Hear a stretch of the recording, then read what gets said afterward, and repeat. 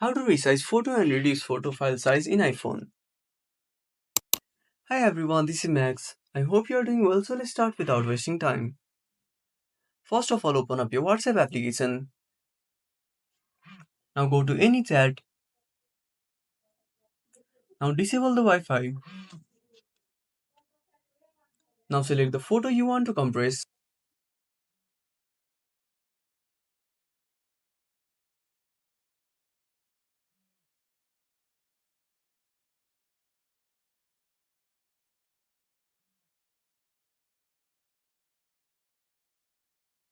Now tap on send.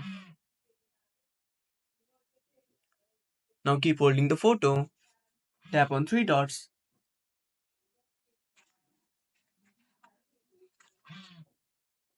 and tap on save. Now go to your photo application.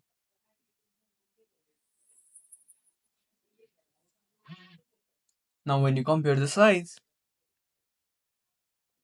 this one is 781 KB and this one is 81 KB.